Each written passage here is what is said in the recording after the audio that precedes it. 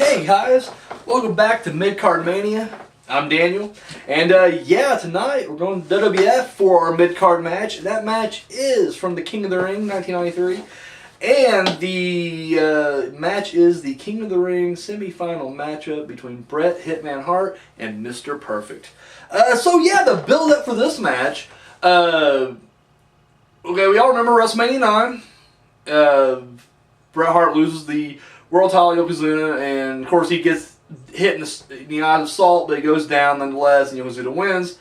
And then Hogan comes out because he's so concerned about Bret Hart, makes sure his buddy Hart, his best friend Bret Hart, his brother Bret Hart is okay. Like making sure that, you know, this hetero life mate Bret Hart is fine, to make sure he's safe and he's okay, because Hogan's a good guy and he cares. And then of course he's out there and he gets challenged for the title, and what's he to do?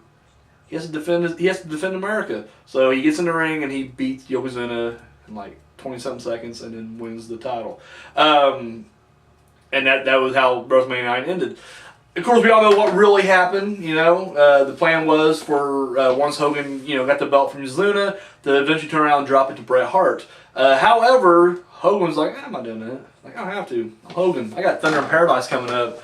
I got money. I got shit coming in. We get a high noon mega mountain soon, bitch. So he refuses to drop it and say he goes, I will drop the Yokozuna. So that was all behind the scenes, and of course he would go on to do so. So in kayfabe, after Hart gets hit in the eyes, and then his buddy Hogan comes in and makes the rescue and goes on to win the title, you know, Hart's kind of left with nothing to do. Of course, the King of the Ring's coming up, the very first pay-per-view King of the Ring. However, the King of the Ring's been around for, you know, years before this. In fact, he's actually already won it once. So the new big pay-per-view King of the Ring's coming out. So Jack Tunney says, well, since you were kind of screwed out of the title, I'm paraphrasing, I don't think I ever heard Jack Tunney say screw, but he was just like, you got shafted, you got completely fucked here, and we're going to make it up to you. You don't have to qualify to be in the King of the Ring. Boom, it's yours. You got your spot. So he was already in there. And then, of course, to get to this match, he had to beat Razor Ramon in the first round. So that's Hart's journey. Perfect, on the other hand, it's kind of interesting because I didn't watch any of these qualifying matches, I guess. I don't remember this particular one. I didn't notice that. I looked it up on Wikipedia. Apparently, he fought Doink the Clown for his qualifying match and wrestled to a 15-minute draw. He went to the time limit with Doink the Clown. And I was like, son of a bitch. So instead of just scrapping it and saying, fuck it, whoever the other guy was going to be gets a bye to the next round, which I guess would have been Mr. Hughes. So you could have Mr. Hughes in the semis waiting for Bret. Like, that could have been the whole storyline for King of the Ring, was the fact that, like, Bret has a bye there, or sorry, Hughes had a bye in the first round, so he's waiting on him in the semis, and then Bam Bam had a bye in the semis, so he goes to the finals. And Hart would have to fight a fresh guy each time. Probably the better storyline. But instead of doing that, they decided to do the rematch, Perfect Doink 2, which also ends in a 15-minute time limit draw. Perfect cannot put away a clown on 2 different occasions. Couldn't do it. Just could not do it. So the third time these guys meet, there's no time limit. Okay. And Perfect finally beats him. He beats him 1, 2, 3. So Perfect qualifies, and then he ends up beating Mr. Hughes by DQ.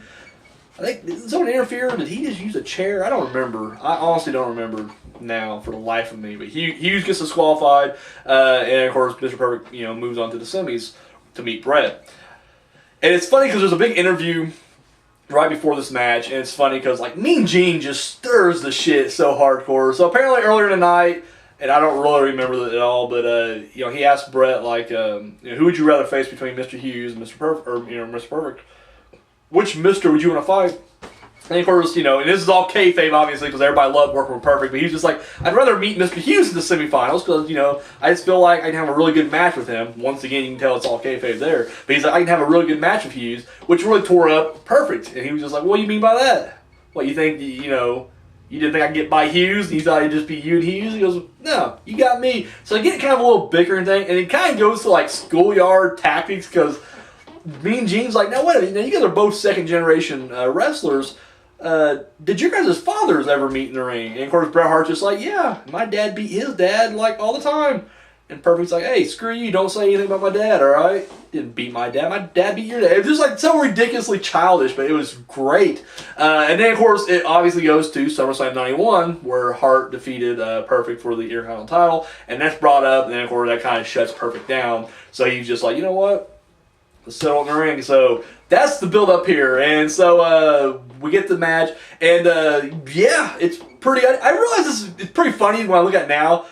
Like, I didn't realize it then, but you know, Perfect is like known for taking those awesome turnbuckle bumps. Like, the dude just gets launched in there, and it's like watching the HBK Hogan SummerSlam 2005 match where Michael's just flopping around. It's like that condensed into a corner bump. Like, literally, Perfect hits that, he just explodes and then flops 20 feet away. But I forgot that Hart, and I guess I just didn't think about it, because I mean, I've always known that about Perfect. Like, that's something that even as a kid I noticed.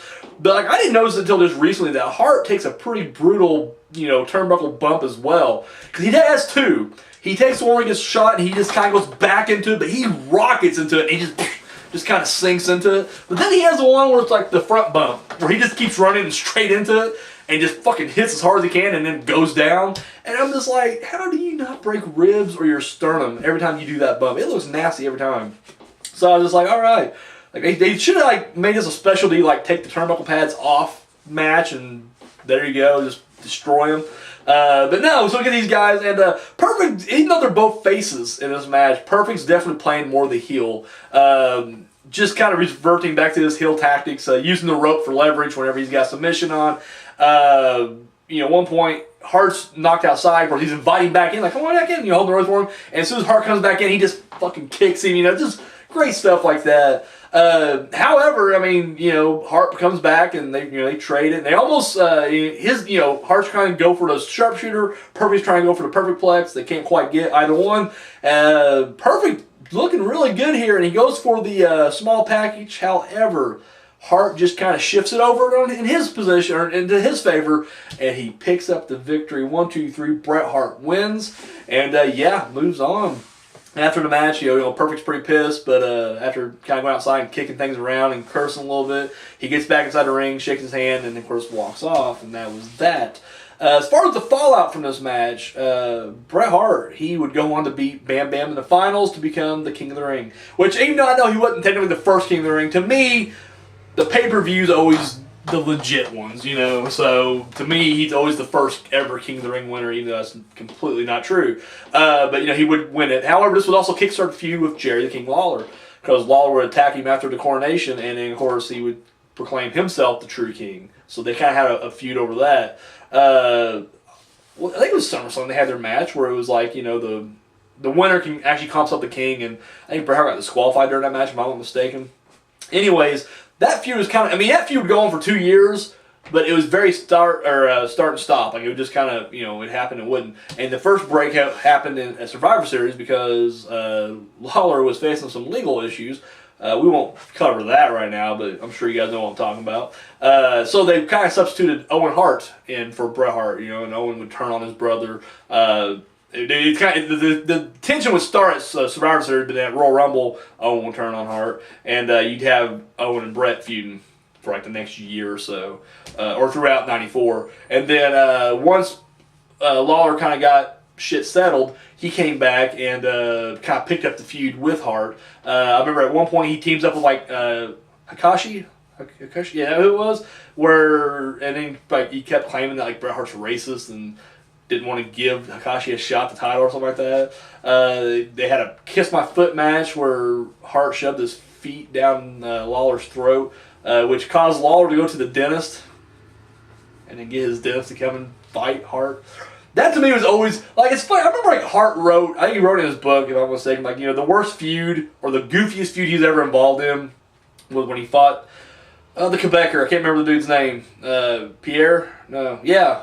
I think so. He got the eye patch. But, like, they were doing the whole, like, he was a pirate and he stole Hart's jacket. He's just like, that's the worst, you know, feud I ever had. I'm thinking, like, really?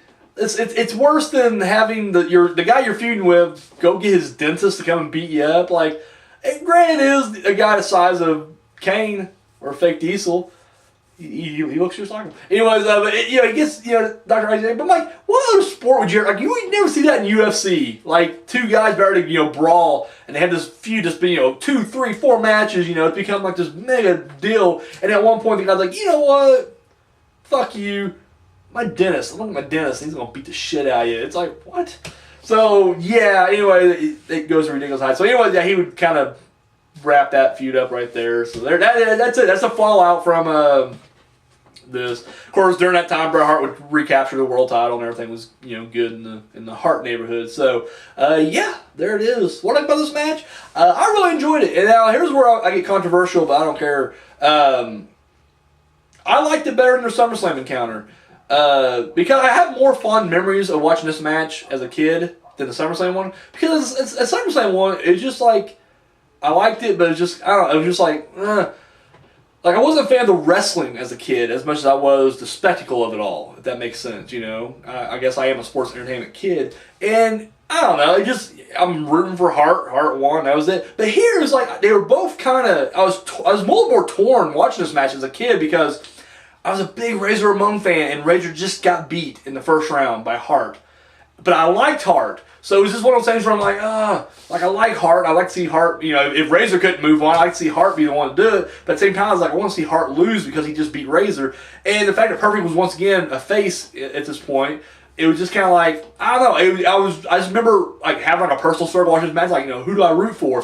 And I don't know, it brings back more. I have more fond memories watching this as a kid than I do the SummerSlam encounter. Now, from a wrestling standpoint, yeah, the first one's way better, and definitely has more drama to it because it's Hart's first major single victory and everything. But just for my own personal taste, I like this match better. I just think I love the goofy arguing before the match. I just think that's hilarious. And then, of course, the match itself was just, top notch. So, but yeah, that's it. That's my review for this match. Let me know if you get some of the match in the comment section down below.